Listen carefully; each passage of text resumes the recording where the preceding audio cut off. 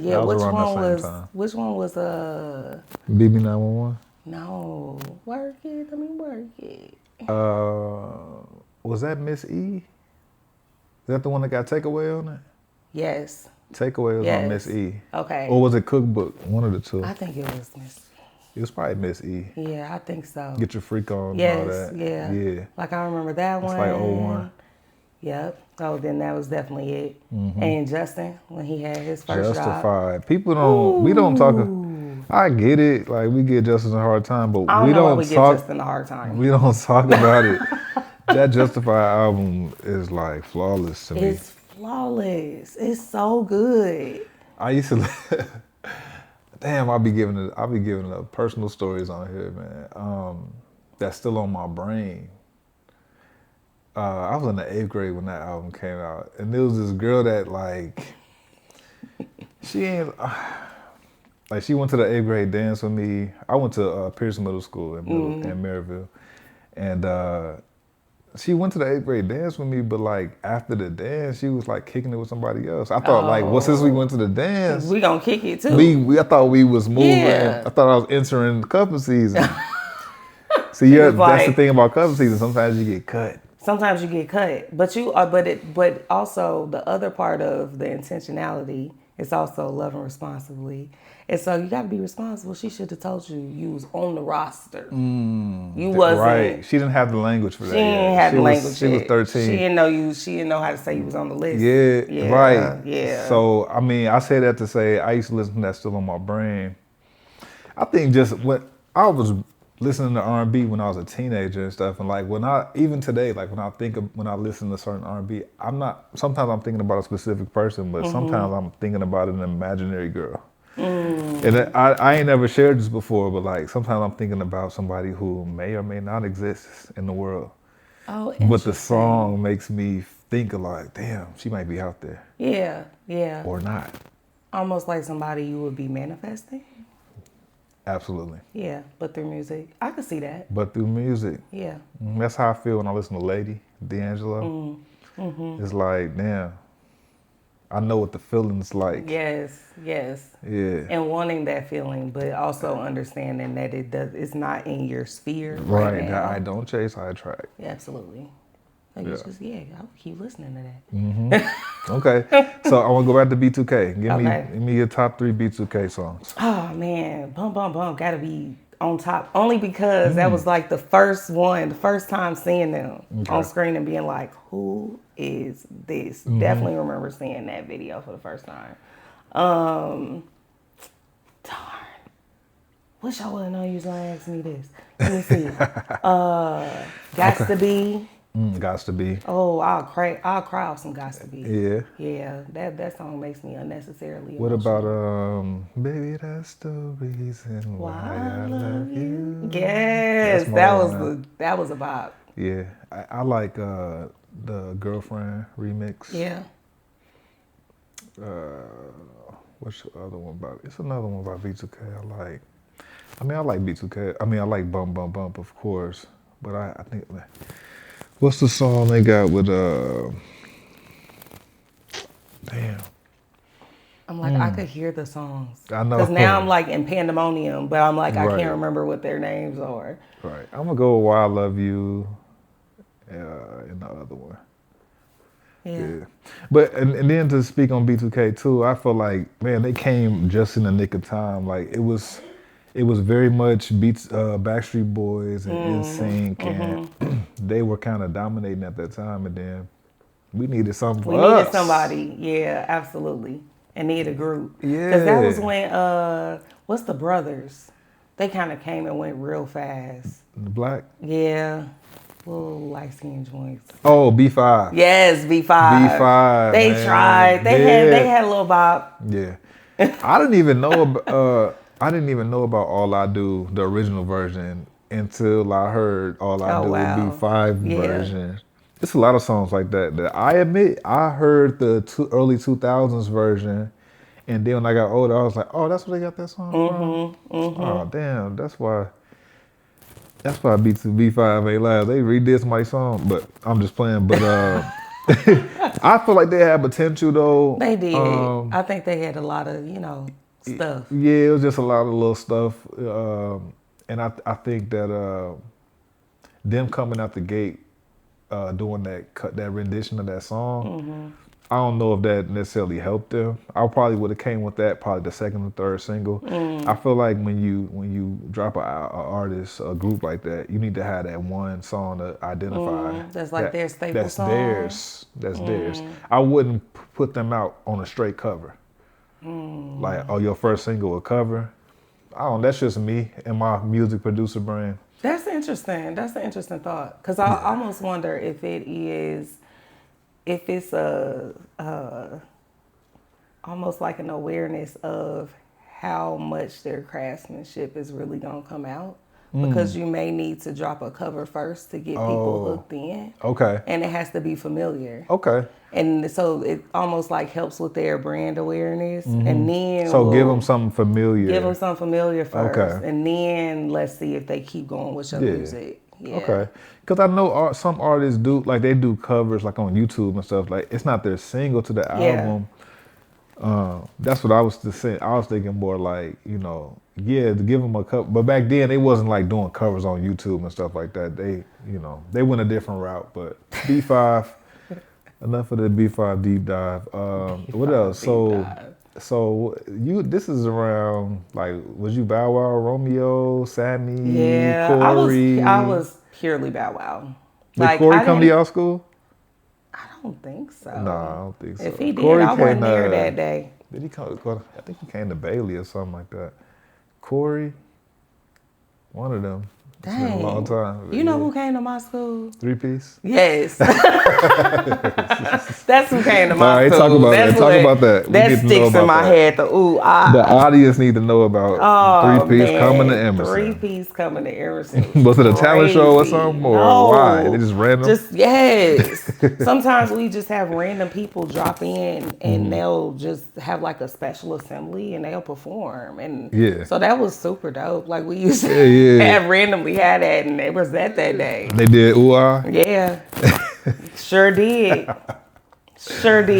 Like, Staple. of course, it's a classic. ooh-ah is an absolute classic, but why was they singing it to junior high school kids? Here's the thing. It was always singing stuff we shouldn't have been singing. That's true. That's true. What about sock ops, though? Did you go to the sock ops? I did go to sock ops, but here's the thing. I know you probably heard me say this before. I'm an introvert. Me too.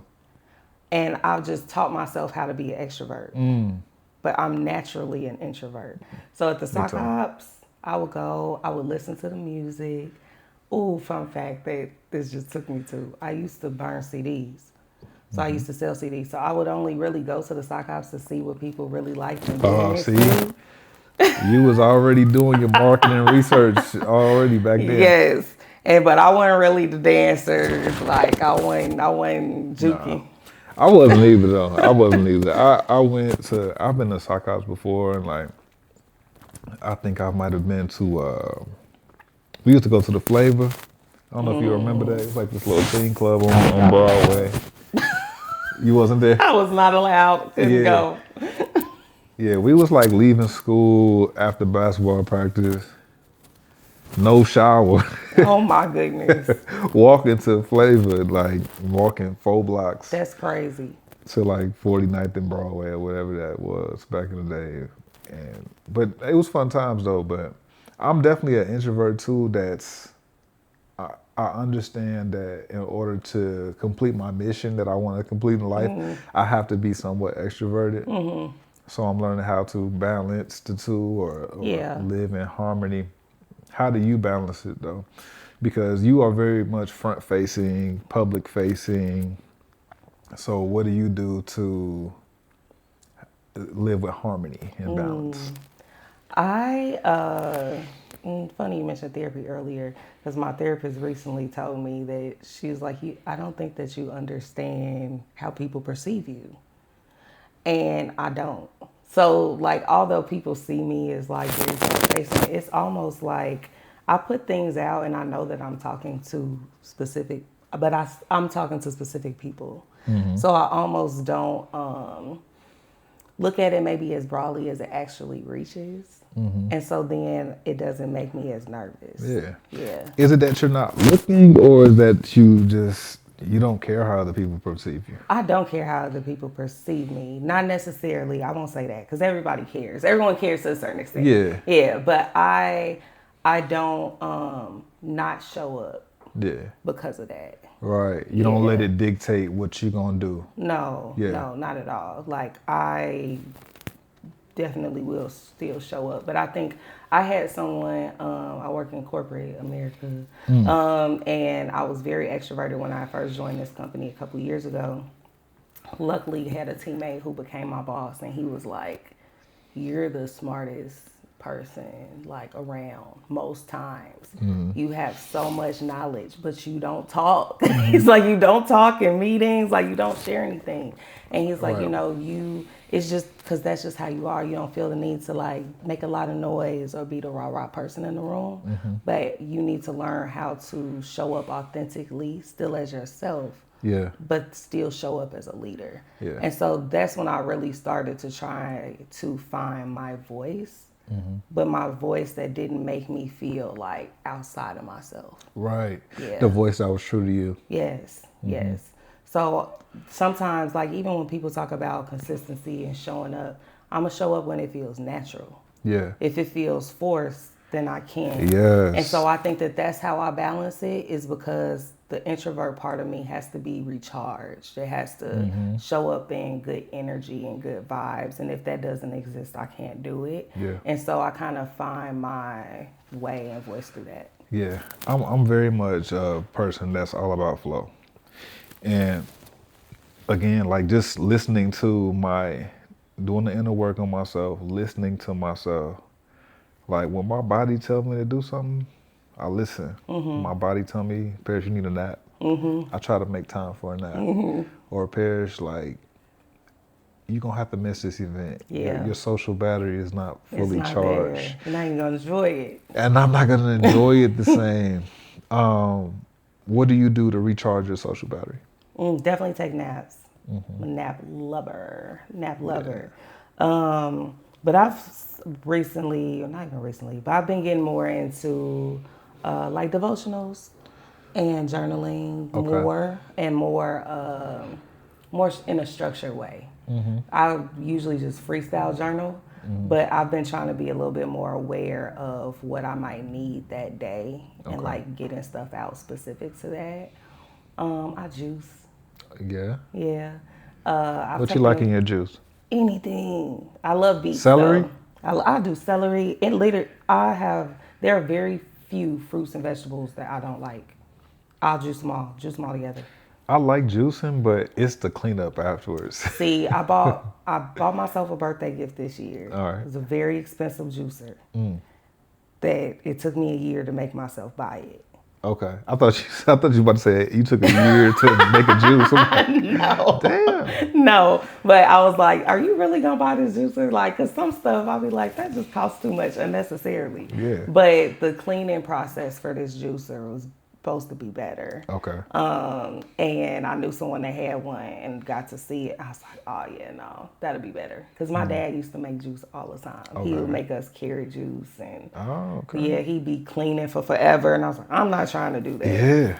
But no, the cleanup's literally minutes.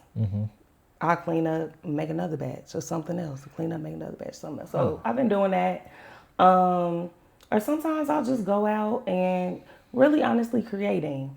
And that has been a hard balance this year because my creation is sometimes work. And then it can easily start to feel like I'm working all the time. Right. And so sometimes I will just do random things to create where it wasn't like it was for anybody. Yes. Even if it was just to teach myself something, like what you were saying about social.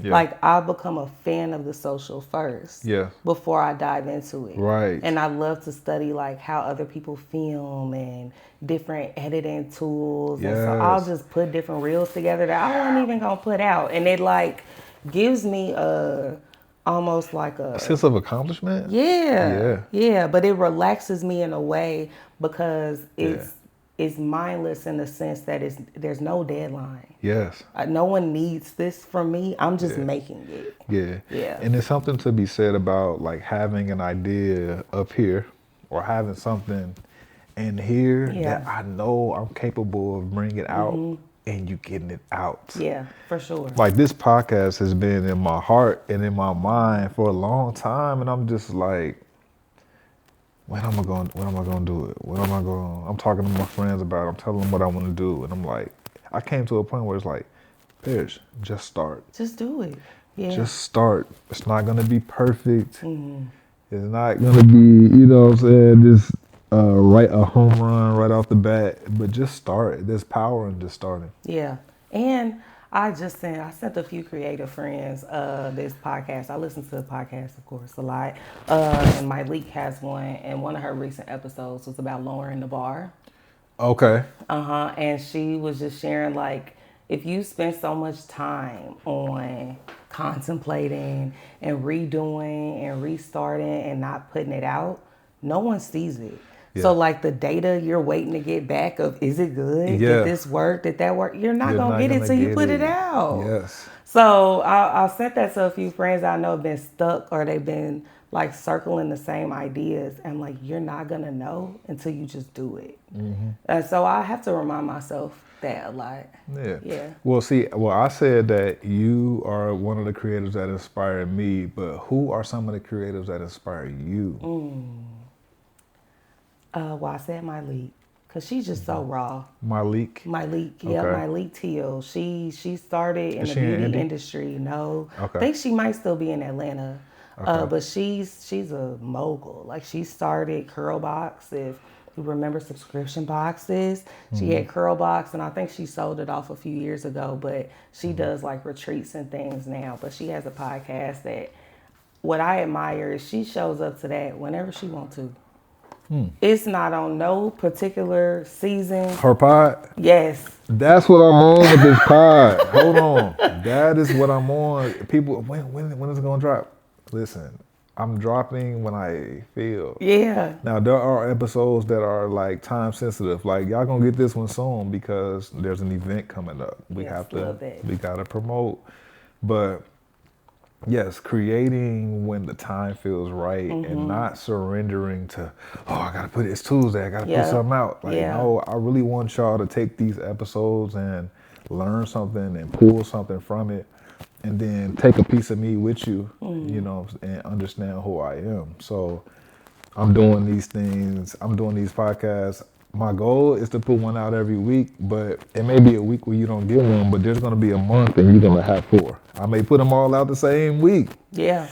You know, the last week of August, I popped out about 2, 3. So, you know, I definitely listen to my gut, and I don't conform to the confines of what society or what everybody else is doing. Yeah. You know what I'm saying? I kind of move to the beat of my own drum. As you should, because otherwise it wouldn't be yours. It wouldn't be mine.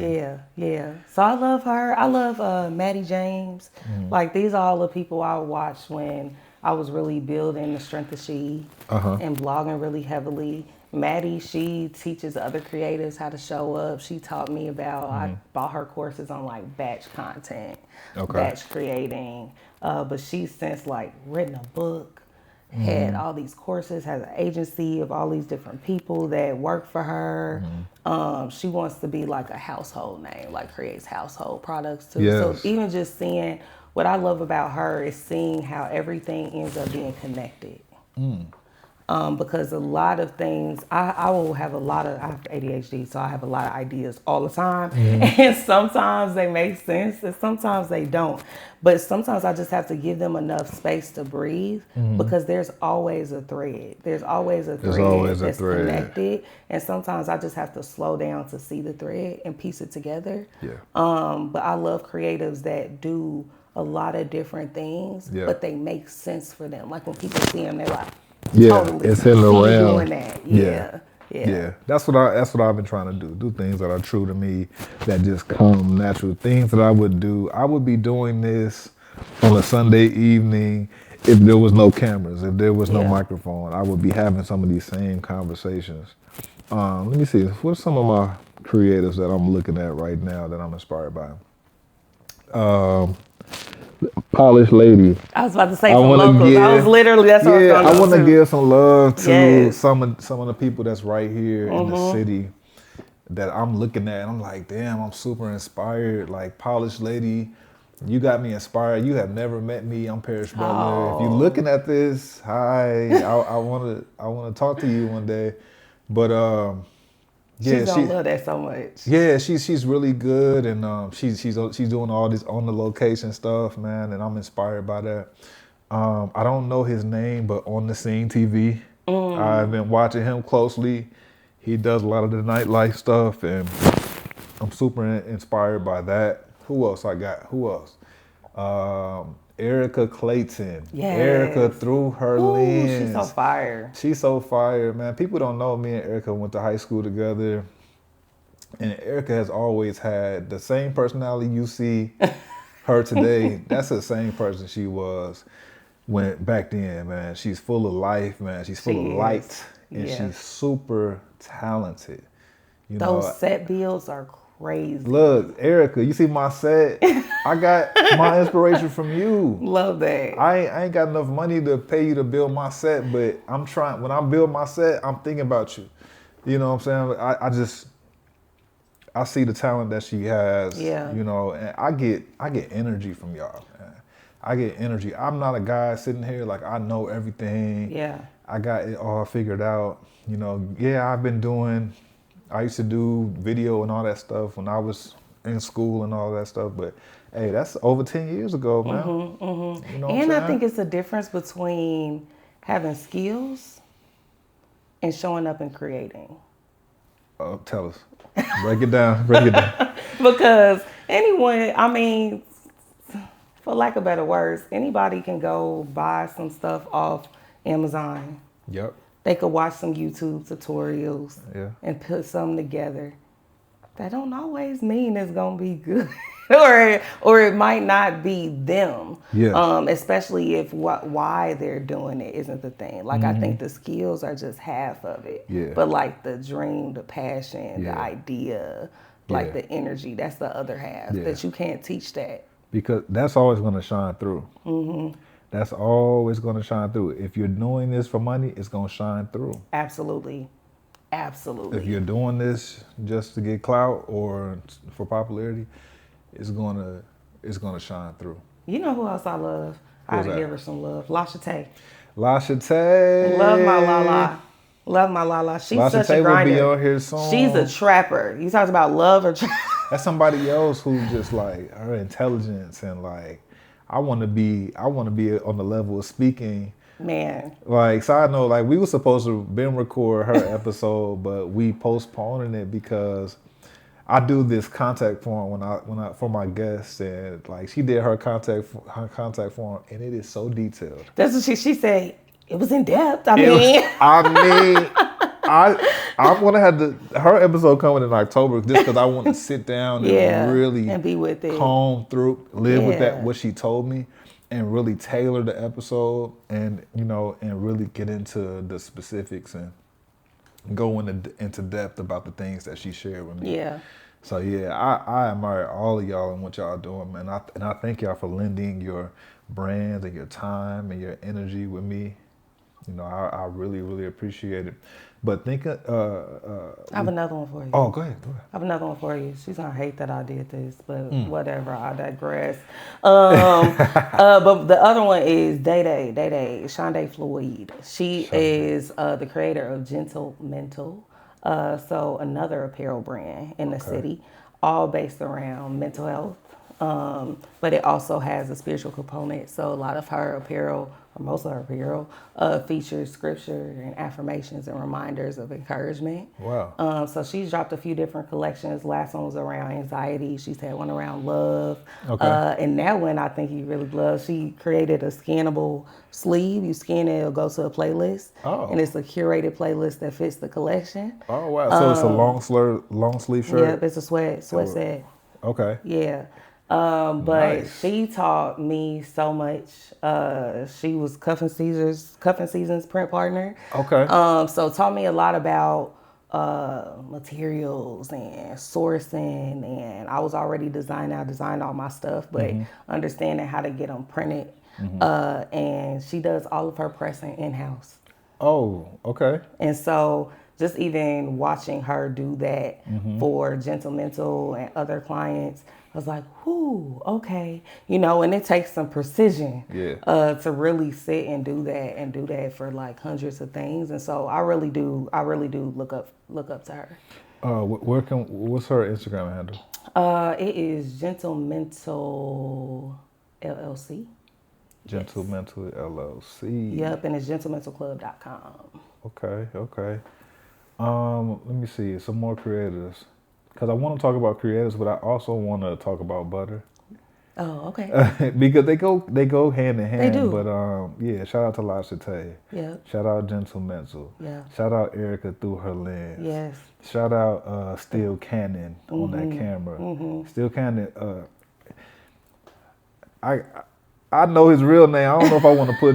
I ain't gonna put your real name out there. Don't put him out there. Steel Cannon. We are going to work. We have an idea. I got an idea, and we got some stuff coming. All these people that I'm bigging up, you will see on the show, and you will see on other content from Will Verse. Steven from Larry Party. Larry Party.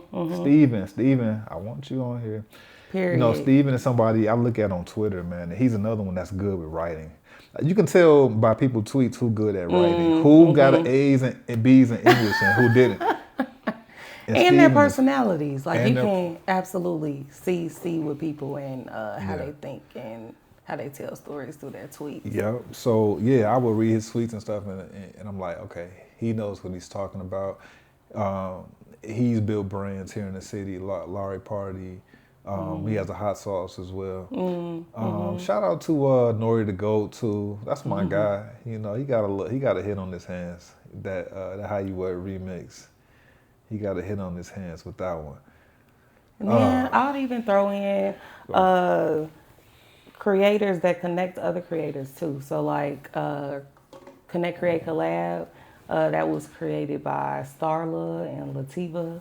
But they bring women, business owners, creatives, entrepreneurs, all the above together.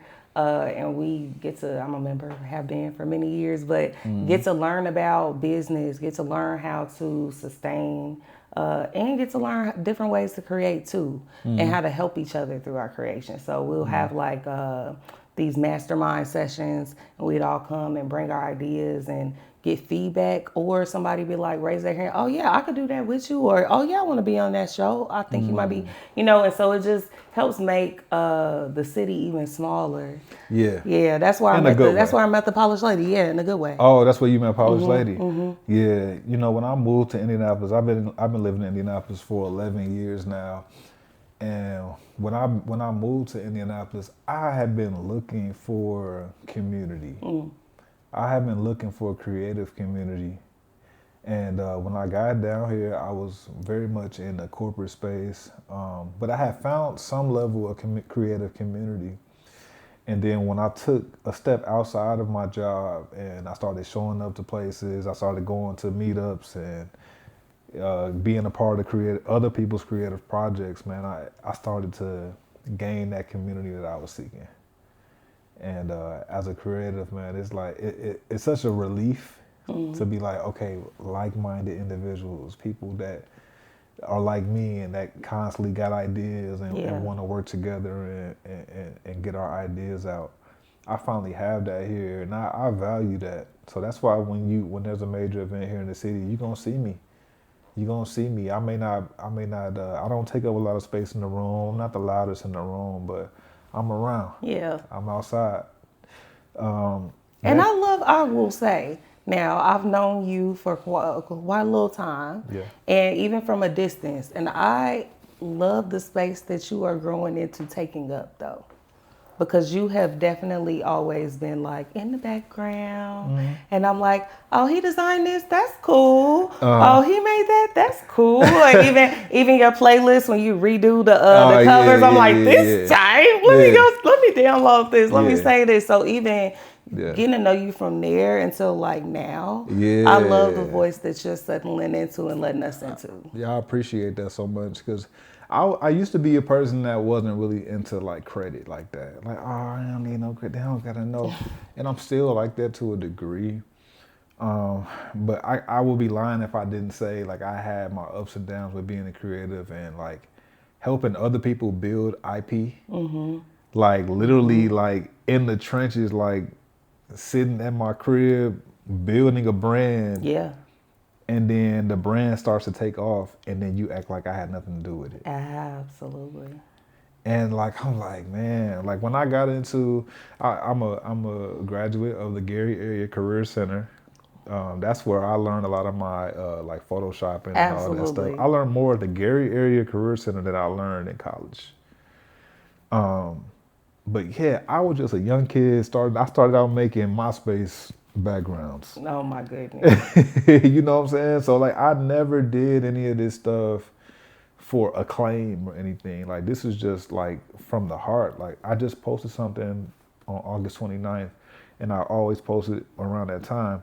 It's a paper and I'm a kid. It's from 1996. And it's talking about how like I want to be an artist. I want to sell my work. I want to make money. Like I always had this type of vision for my life, but I never always been kind of sure of myself to where I didn't need to be the one that got all the attention. But don't take my creativity for granted, and don't credit me, man. Get credit me for my shit. Absolutely. You know what I'm saying? I done did a lot of work. Remember. Because people remember.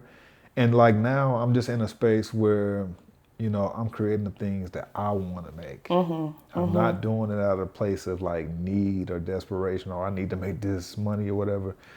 I'm doing the things that feel good to me. And like, that's where I'm at. And I hope that I'm exuding that. I thank you for saying that though, because I hope that like, you know, I don't ever want to have to say like, oh, I'm being authentic. You should feel it. You should feel it. Before I open my mouth, you should feel. I didn't even read the bio. All I saw was the handle name. And I said, I already know what this is about. I already know what this is about. And this is perfect for him. I knew it immediately. Yeah. I appreciate that so much. But you know the balance to that, the other thing you were just talking about with when people don't want a lot of attention, but they are passionate about what it is they're doing.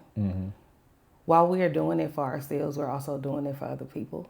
And so sometimes when people get in their heads about not wanting to be too much or too out, I remind them that you're going to stifle your purpose that way. Because instead of worrying about if people are thinking you trying to make money or